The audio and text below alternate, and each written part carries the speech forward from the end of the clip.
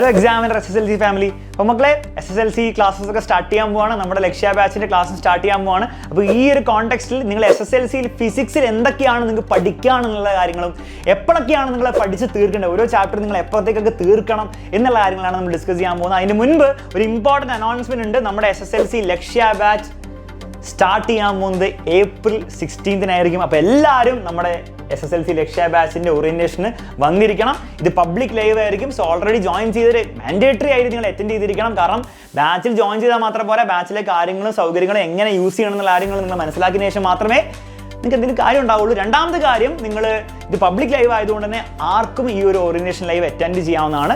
അപ്പോൾ നിങ്ങൾ ഇതുവരെ ജോയിൻ ചെയ്യാത്തവരാണെങ്കിൽ നിങ്ങൾക്ക് എന്ത് ചെയ്യാം, ആക്ച്വലി എന്താണ് ബാച്ചിൽ കിട്ടാൻ പോകുന്നത്, അതൊക്കെ എങ്ങനെയാണ് യൂസ് ചെയ്യുക എന്നുള്ള കാര്യങ്ങളൊക്കെ മനസ്സിലാക്കിയതിന് ശേഷം നിങ്ങൾക്ക് വീണ്ടും ചിന്തിക്കാം ജോയിൻ ചെയ്യണോ വേണ്ടോ എന്നുള്ള കാര്യം. ഓക്കെ, അപ്പോൾ തീർച്ചയായും ഈ ഓറിയൻറ്റേഷൻ ലൈവ് എല്ലാവരും അറ്റൻഡ് ചെയ്യണം. April 16 will be starting. ഇനി ഫിസിക്സിൻ്റെ കാര്യത്തിലേക്ക് വരുമ്പോൾ, ഫിസിക്സിൽ മക്കളെ നമുക്ക് 7 ചാപ്റ്റേഴ്സാണ് പഠിക്കാനുള്ളത്. 7 ചാപ്റ്റേഴ്സും സിമ്പിൾ ചാപ്റ്റേഴ്സ് ആണെന്ന് പറയാം. ഒന്നും ഭയങ്കര ഡിഫിക്കൽട്ട് ചാപ്റ്റേഴ്സ് അല്ല. കമ്പാരിറ്റീവ്ലി 9 വെച്ച് നോക്കുകയാണെങ്കിൽ കുറച്ചും കൂടി സിമ്പിൾ ആണെന്ന് തന്നെ പറയാം. പ്രത്യേകിച്ച് ഈ ഫസ്റ്റ് ചാപ്റ്റർ, സെക്കൻഡ് ചാപ്റ്റർ, ഈ ചാപ്റ്റർ ഓക്കെ, അത്രയും ചാപ്റ്റേഴ്സ് അത്യാവശ്യം സിമ്പിൾ ചാപ്റ്റേഴ്സ് ആണ്, പെട്ടെന്ന് പഠിച്ചെടുക്കാൻ പറ്റുന്ന ചാപ്റ്റേഴ്സ് ആണ് എന്നുള്ള കാര്യം നിങ്ങൾ മനസ്സിലാക്കുക. അപ്പോൾ ഒരിക്കലും ഇങ്ങനെ വിചാരിക്കരുത് 9ലേക്കാളും ടഫായിരിക്കുമോ SSLCയിലെ ഫിസിക്സ്. ഒരിക്കലും അല്ല, അതേ ഒരു ലെവലിൽ തന്നെയാണുള്ളത്. +1 എത്തുമ്പോഴാണ് ശരിക്കും ടഫാവുക. അപ്പോൾ 7 ചാപ്റ്റേഴ്സ് ഈസി ആയിട്ട് പഠിച്ചെടുക്കാം. 7 ചാപ്റ്റേഴ്സിൻ്റെ വെയിറ്റേജ് ഒക്കെ നിങ്ങൾക്ക് കാണാം. വെയിറ്റേജിലൊന്നും നിങ്ങൾക്ക് ഇപ്പോൾ ഒരു അർത്ഥവും തോന്നുന്നുണ്ടാവില്ല. എങ്കിലും നിങ്ങൾക്ക് എന്ത് ചെയ്ത് സ്ക്രീൻഷോട്ടൊക്കെ എടുത്ത് വെക്കാം. ഓണപരീക്ഷയ്ക്കൊക്കെ ആകുമ്പോഴത്തേക്ക് നിങ്ങൾക്ക് എന്താണ് ഒരു ഐഡിയ കിട്ടാൻ വേണ്ടി നല്ലതായിരിക്കും. ഇനി നിങ്ങൾ മനസ്സിലാക്കേണ്ട ഒരു കാര്യം, ഈ ചാപ്റ്റേഴ്സൊക്കെ നിങ്ങൾ എപ്പോൾ പഠിച്ച് തീർക്കണം എന്നുള്ള കാര്യം നിങ്ങൾ നേരത്തെ തീരുമാനിക്കണം, അല്ലെങ്കിൽ പണിയാവും. കാരണം നമുക്ക് എന്താണ്, വെറുതെ പബ്ലിക് എക്സാമിന് വേണ്ടി മാത്രം പ്രിപ്പയർ ചെയ്താൽ പോരാ. അതിൻ്റെ ഇടയിൽ കുറച്ച് ചെക്ക് പോയിന്റ്സ് വരുന്നുണ്ട്. ഫസ്റ്റ് ചെക്ക് പോയിന്റ് ഓണപരീക്ഷയാണ്, പിന്നെ ക്രിസ്മസ് പരീക്ഷയാണ്, പിന്നെ മോഡൽ പരീക്ഷയും പബ്ലിക് എക്സാമും ആ ഒരു സമയമാണ്. അപ്പോൾ ഓരോ പരീക്ഷകളുടെ മുൻപ് നമുക്ക് ചില ചാപ്റ്റേഴ്സ് ഫിസിക്സിൽ തീർക്കാനുണ്ട്. അതിൽ ഓണപരീക്ഷയ്ക്ക് മുൻപ് നിങ്ങൾ എന്ത് ചെയ്യണം, 3ാമത്തെ ചാപ്റ്റർ വരെ തീർത്തിരിക്കണം. ഇനി 3ാമത്തെ ചാപ്റ്റർ മുഴുവനായിട്ട് മിക്ക സമയത്ത് ഓണപരീക്ഷയിൽ ഉണ്ടാവാറില്ല. 3ാമത്തെ ചാപ്റ്ററിൽ പകുതിയൊക്കെ ഉണ്ടാവുള്ളൂ. പക്ഷേ നിങ്ങൾ എന്ത് ചെയ്യണം, 3ാമത്തെ ചാപ്റ്റർ ഫുള്ളായിട്ട് തീർത്തു എന്ന് ഉറപ്പ് വരുത്തണം.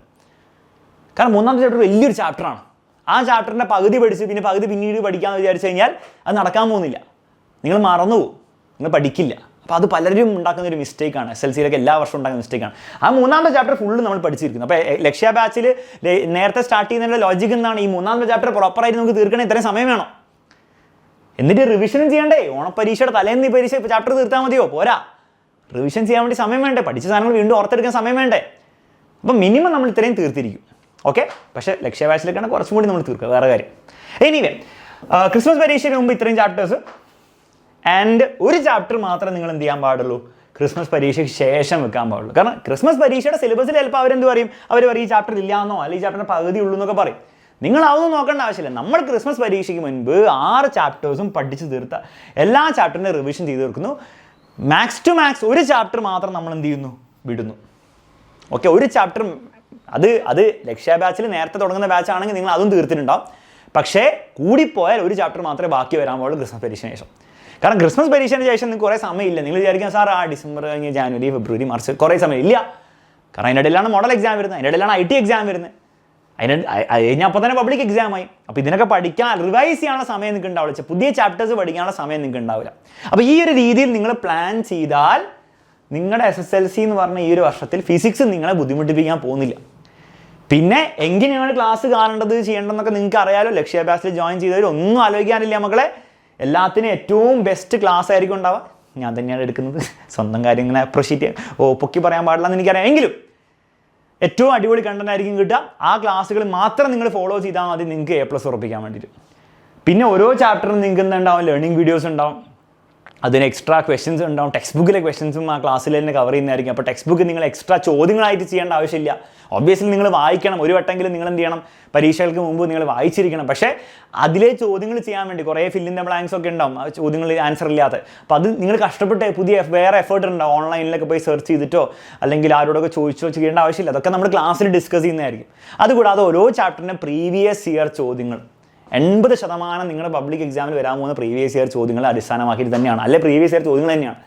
അതും നമ്മൾ എന്ത് ചെയ്യുന്നതായിരിക്കും, ഓരോ ചാപ്റ്ററിനെ ഡിസ്കസ് ചെയ്യുന്നതായിരിക്കും. നമ്മുടെ ആപ്പിൽ ഓൾറെഡി അവൈലബിൾ ആണ്. ഓക്കെ, അപ്പം അടിപൊളി ക്ലാസ്സസ് ആയിരിക്കും ഉണ്ടാവുക. ലക്ഷ്യ ബാച്ചിൽ ജോയിൻ ചെയ്തവർ മക്കളെ നിങ്ങൾ പേടിക്കേണ്ട ആവശ്യമില്ല, റെഡിയായി നിന്നോളൂ.